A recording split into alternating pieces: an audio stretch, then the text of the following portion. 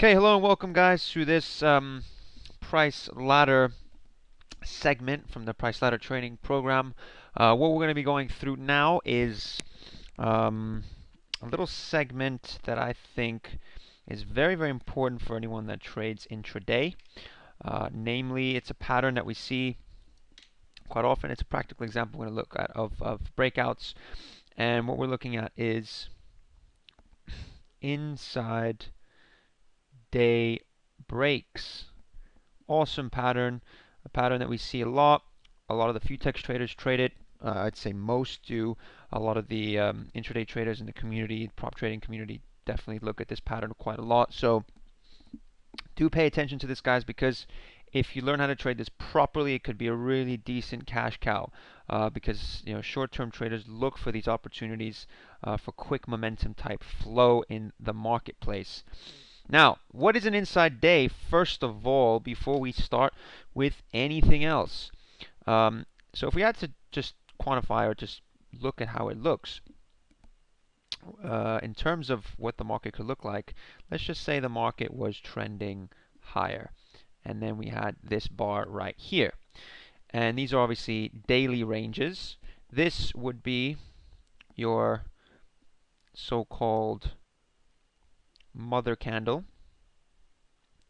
And this little peep squeak in the middle is your inside day. So effectively what inside day is when the range of the day that closed is within the range of the previous day. And the mother candle is the previous day. So you can get double inside days, you can get triple inside days. But we're not going to talk about that. We're going to look at one single one. Now the top end, the high of the inside day, we call obviously the inside day high.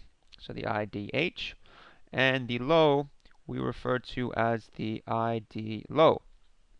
You have the inside day high, inside day low, and the mother candle on the outside. All we're looking for is effectively an area in which positions have been caught into the market and they need to move either way the next day.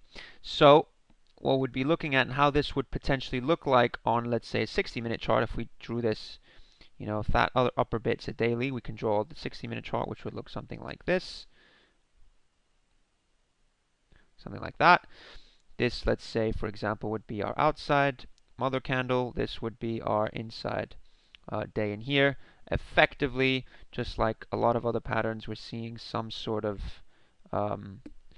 coil or area in the market where we have energy. The market has built energy. We've got positions that are trapped. We have buyers and sellers fighting it out, battling on either side. Buyers want it to go up. The sellers want it to go down. They've put their positions in.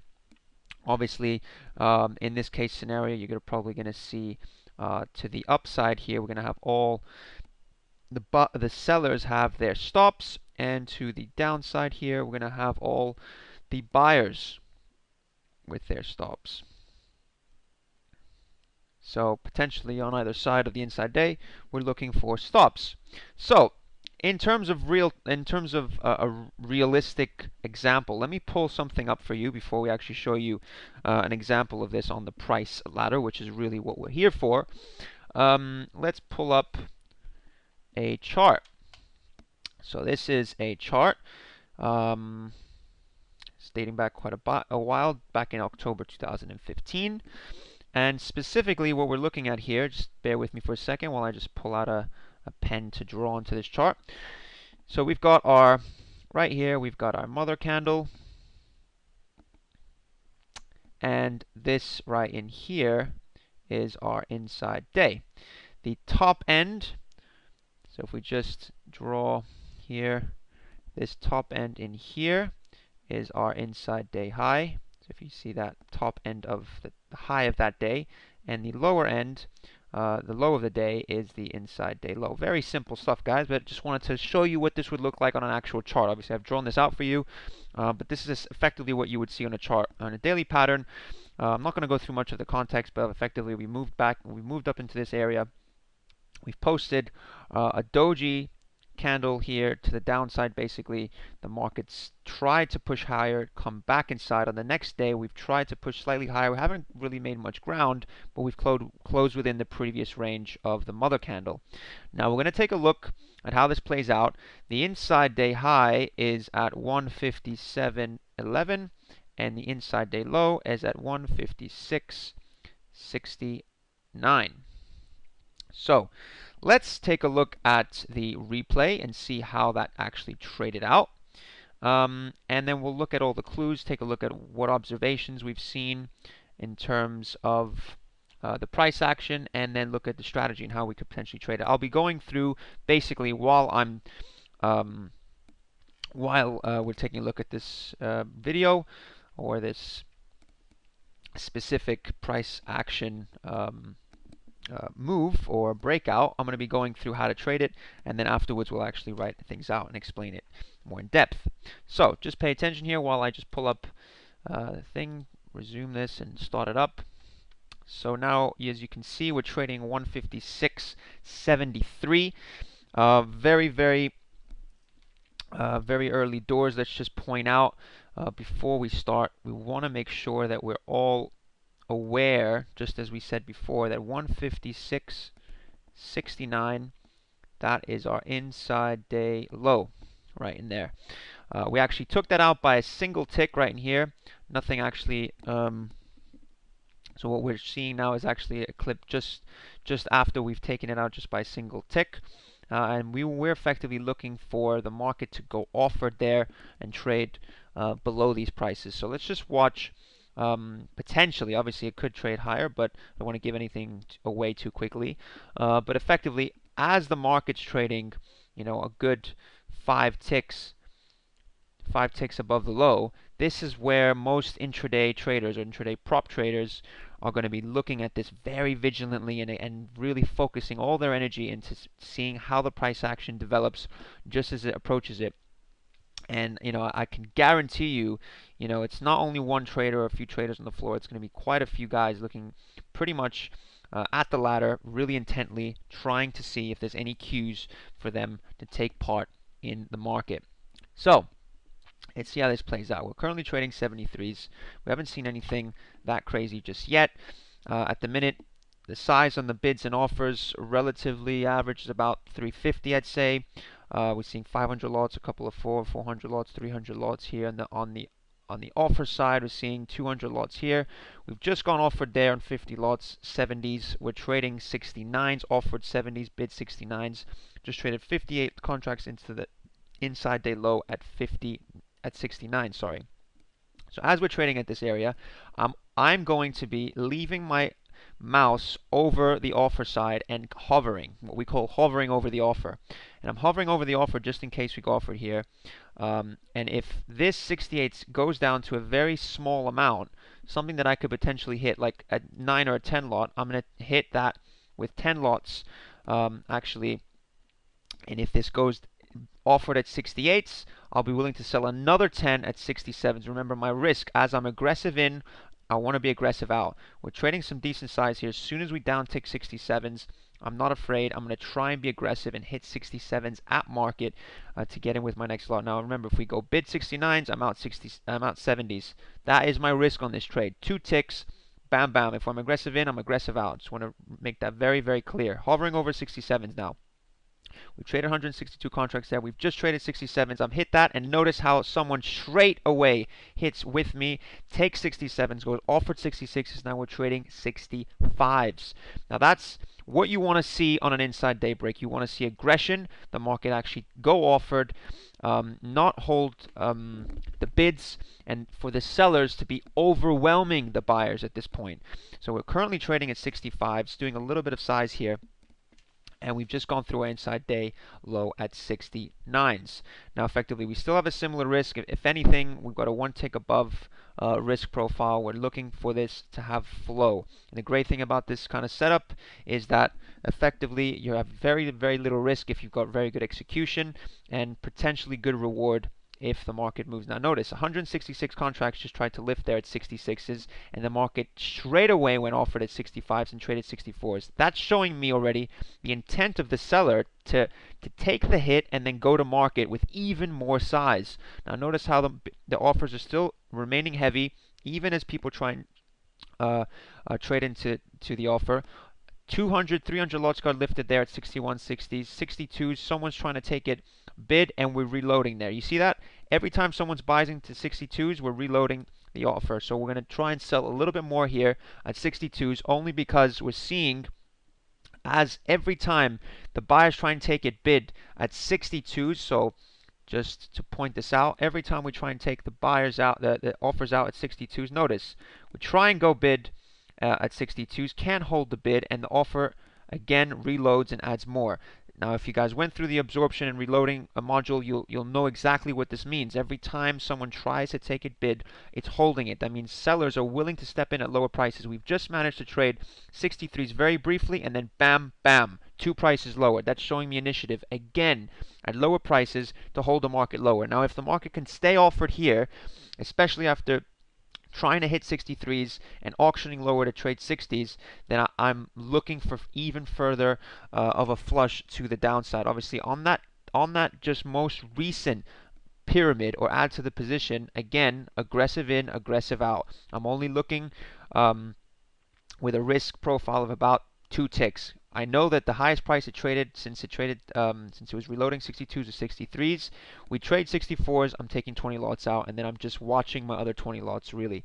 So this is how effectively you can try and keep your risk profile really, really tight on these types of setups. You don't want to get too heavy at the lows, but if you're seeing the price action, you're seeing the reloading on the offers, and for it to stay heavy, then you want to stick with that volume. Now notice we're trying to trade in here. We just made a new low at 58s. On the bid side, 54s, I'm seeing a slightly bigger bid here building. I might want to add my 10 lots here just in case we get down there. We're trading out 56s, 100 lots. Look at that. People are actually trying to hit the bid at the low of the day, even though we've come off a good more than 10 ticks since the inside daybreak. We're seeing people willingly step in at these prices and sell the low. And notice 383 contracts just traded there. That's not usually the low of the day, only because we've traded more contracts here than just above. Notice at 58s, we keep trying to trade again, trying to lift, reloading again at 58s. So that's showing me even more intent. We've just scaled out of 10 lots there at 56s, if I'm not mistaken. Yes, no, sorry, 55s, and we're now trading 53s. 54s.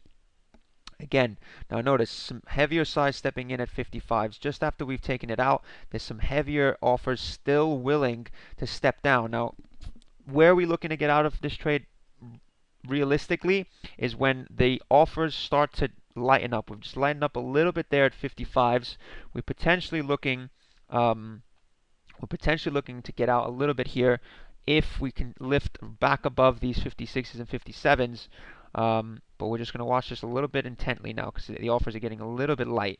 We're starting to lift, trying to lift 56s here. We're reloading at the minute, so we're just hovering over the bid. Just in case we go bid 57s, we're going to get out straight away.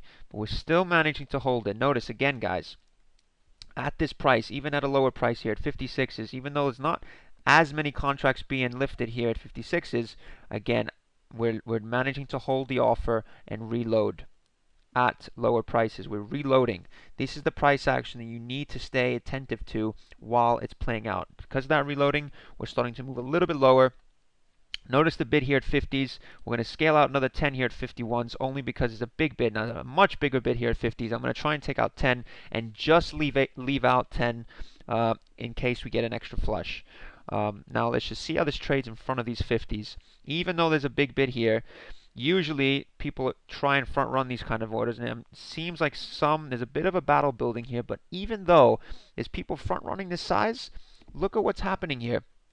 We're actually willingly trying to trade more contracts to the downside than we were above here. So okay, we've got a little bit more in this little areas here, a little bit of a dinosaur building, but at the lower end, there's a bit of a pear shape at the lower end. You don't want to see that at the low of the day. Really, at the low of the day, you want to see something like this, where there's like a tail. So this is what we want to see at the low of the day, a tail. We're not seeing that tail, so let's just keep an eye on this, because it seems like even though it's a 900 lot, someone's willingly stepping in here again and absorbing 51s, 52s, and 53s with some size. Look, again, it's not as much reloading at single price, but we're actually seeing at 52s, 53s, there we go. They're absorbing, and now they've come to market. They've taken that size out at 50s and just gone straight to market here, 40 down to about 46. We just traded 45s. You could see that one little lot just went through to make the low there at 45. Let's just see how this pans out. We're seeing the bids maybe might try to put a little bit of a fight up. We've had a bit of a flush. Usually when you get a bit of a flush, you don't want to stick with it too much, because once you start seeing bigger flushes, the market might be valuing itself a little lower than it should be. So let's watch the offers here. If they start to lighten up too much, we haven't really managed to bounce more than 4 or 5 ticks, and now it's the first time we've gone bid 4 ticks off the low. We just traded 5 ticks above the low. It's the first time we're really seeing that, and the offers are starting to lighten up a little bit here. So what we're going to do is try and bid 10 lots here at 48s, potentially try and just take out our position, maybe even massage it, take out 5 here, and let's see if we can get the other 5 here at 48s, which hopefully we'll get. And then we just got our whole position. We've just taken out the rest of the position, because it seems as if the buyers are trying to make a bit of a stand here, as the sellers are slowly starting to step back and realize, okay, this has gone a little bit far. Some of those sellers might be covering just as we are, and we're taking a little bit of a breather here. As you can see, we're starting to find a bit of less momentum. We're finding less momentum here, not as heavy on the offer, and the market's just slowly dying down, trying to find a bit of value. If the buyer starts stepping in with a little bit more size, potentially shorts that are covering, then we might start seeing the stock go bid, go bid, go bid, just as they cover. See how the offer gets a little bit lighter, and we're taking these prices out a little bit easier than before. So just watch this over again when you have some time. Now that we're out of the position, let's try and go over what we saw and then how our strategy unfolded. So first and foremost, let's go through our observations. So in terms of what we saw, in terms of actually what we saw during the setup, let's take a look at our observations. First and foremost, on the break, so on the breakout, this is what we saw. Effectively, we saw heavy selling. As the market went through the low there at 69, 68s, there was heavy selling, and not only that, there was aggressive selling. So there's heavy selling slash aggressive selling. What else did we see as we went through those lows? If you guys remember, we were offering big size. So that's kind of under the same bracket as heavy selling, but big size on offer. And it's bigger than what we were seeing usually. It was 400 lots, 500 lots just sitting there trying to come down to market, and they were shifting. As the market was shifting lower, it was getting heavier, and there was more weight on the market. If you could feel them shifting lower, and even at the lower prices at the market, you know, they were trying to put in 200 or 300 lots trying to get filled at the lows and then hitting at the lows. So the next thing is, how was it reacting once we moved down and started bouncing a bit? So once we started bouncing a bit, what did we see, guys? If you guys remember very correctly, we had absorption and reloading. So these are the things you want to look for in the break. These are the aspects of the price action that you want to pay attention to. If these are taking place, then you know your setup is on. You know your setup's working. You know your setup should flow as it usually does. So you're looking for absorption and reloading. What does that mean? Every time the buyers try to tick it up, the sellers won't let them tick it up. They won't let it tick up more than 3 or 4 ticks. They'll go straight as soon as it goes bid, they'll try and take that offered, reload the offer, and keep the market under a lot of weight. And that is what you're looking for in the price action. Someone tries to take a bid over, bam, seller steps in, reloads the price. And with that, you're seeing the sellers trying to take more initiative at lower and lower prices. And if you can see that initiative, that's where you could potentially add on your position as well, which we'll go through in the strategy part. Sorry. What else do you see? When it actually does break out, what we effectively see as well is an acceleration in the price action. So once it actually does break, remember how just before we broke, we were trading around 73s and it was very slow and lethargic. We were kind of flirting with the lows, playing with the idea of breaking. And notice how I'm using these adjectives because this is how I relate and how I kind of envision the price action, how I feel it out. Because at the end of the day, you're trying to build a bit of an instinct here, guys. You know, with doing these drills and watching the price action, you're trying to build a bit of instinct and understanding how the price action actually feels to you. And it felt like it was a bit lethargic. It felt like it was a bit slow. And then all of a sudden, it started changing. As it started coming towards the low, it started taking out those 67s, 66s, 65s, and then you could start seeing it started fluttering. There was a lot more price action. There was an acceleration in the order flow. The last traded column. So this column right here, as opposed to what we're seeing now, which is quite lethargic and slow, on the last traded column, this whole column in here, it was just... it was just fluttering with information. You could see buy orders, sell orders, mostly sell orders, but you could see there's a lot more price action going on. So what you want to see effectively is a lot more accelerated flow and accelerated price action on the break. What else do we see? We also saw big sell clips. You need to make sure you're seeing these. You want to see them sweep. So effectively, you want to see sweeps. What do we mean by sweeps? Well, if there's a bid there for 200, someone smacks 200 at market, hits the bid for 200 and takes it offered, sweeps out the whole bid, whatever's there. Effectively, if we were looking at, let's say, at this price right here, 300 lots on the bid, someone would sell 300 at market and sweep it, take it all out until this was effectively offered and this was the best bid. So that's what you could see in the price action. There was big sell clips taking out the bids and selling at market. Aggression, aggression, aggression. Remember these things. If you're trading these kind of setups, you want to see aggression. If you're not seeing the aggression, you should always be a little bit wary and maybe not do it with as much size. And finally, on the end of the setup, where we're mostly trying to look for a covering, what happens towards the end? Well, then we see the sellers slowly thin out. The sellers start to thin out, not as heavy on the market, not as much size sitting on the offer, and we're able to go bid a few more prices than normal. So if we were doing, let's say, maybe 2 or 3 ticks bid, and then with the sellers will step back in again, if we start doing 4 or 5 ticks now, that means the buyers are trying to fight back. So we're seeing the buyers fight back. Interesting little note there. Obviously, they're seeing some value there, and they're coming in a market saying, okay, this has gone too far. Let's try and buy a few here, and they're trying to fight it back and revalue it at a more fair price. Now, in terms of strategy, most important thing when trading this, you could see, obviously, you saw the way I traded this. That's pretty much how you could trade that perfectly. This is a best case scenario. Obviously, I had in mind what the day had already gone. But effectively, if you were trading it, that's the kind of way you wanna see it. Effectively, when it breaks, you're aggressive, you get in, and then when you see the reloading, you're adding. So let's write these things down actually. So first and foremost, so for this specific setup, you get short aggressively. You get short aggressively on break of the ID low. When the ID low goes, the inside day low goes, and it's been taken, you go aggressive at market.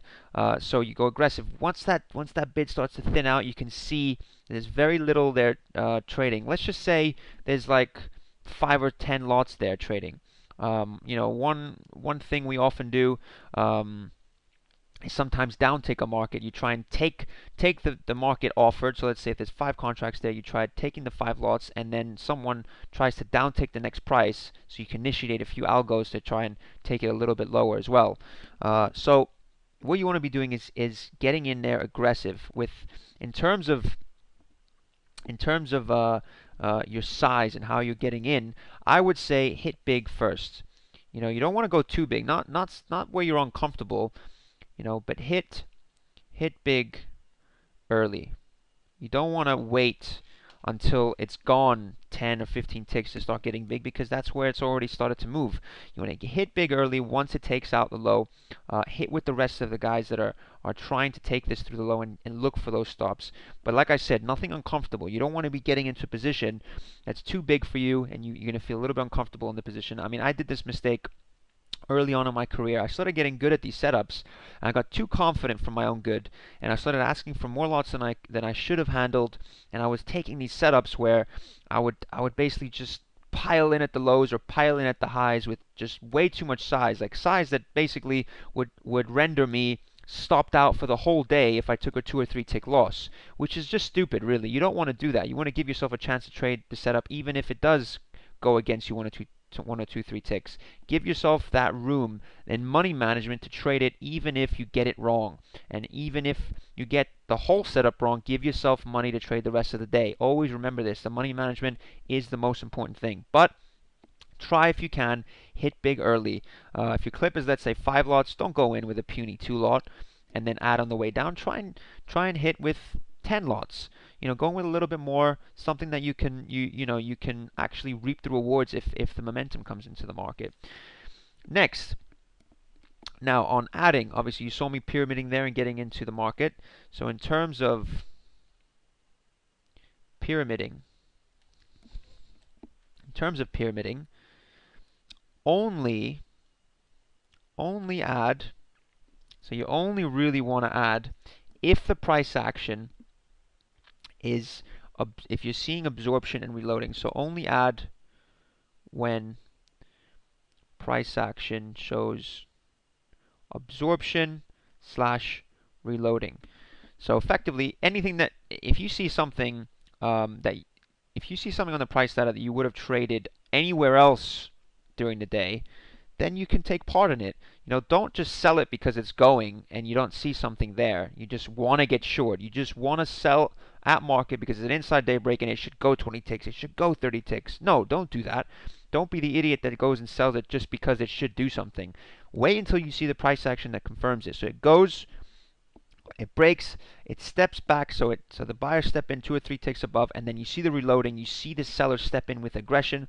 Join them, trade with them. They are there and they're protecting you. So long as they're there trading and absorbing, join them, feel it out, and then keep yourself on a very tight stop on that pyramid. Don't, if you're adding, don't have the same stop that you had previously. Now that brings us on to our next point, is risk.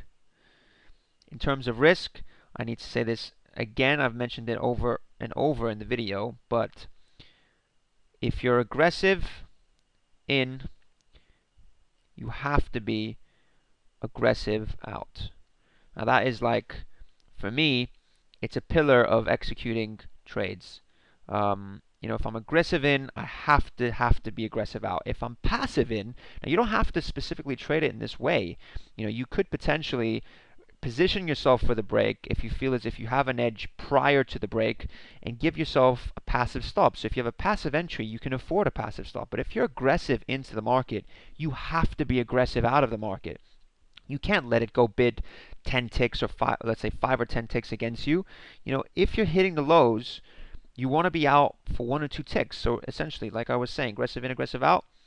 What does that mean? Let me just change that back to,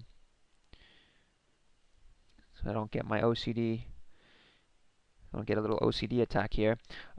You want to have basically 2 to 3 ticks risk. Obviously, this is going to change if you're trading a less liquid market. Maybe if you're trading oil or gold, you have to really trade them a few times to understand what your risk parameters are, and it's going to change from market to market. But And just for this market, for example, with the way it trades, I think 2 or 3 ticks is a decent stop on your initial clips. If you go offside 1 or 2 ticks, um, 2 or 3 ticks really effectively should be 1 or 2 ticks. And you might say to me, wait, can you really risk 1 or 2 ticks?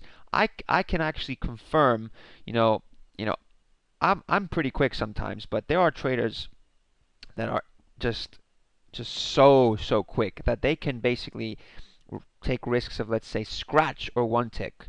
So if they see anything that even looks remotely like they're going to go offside, they'll scratch it straight away. They'll hit at market and get straight out at market. Now, you might tell me, okay, how could you even ascertain that?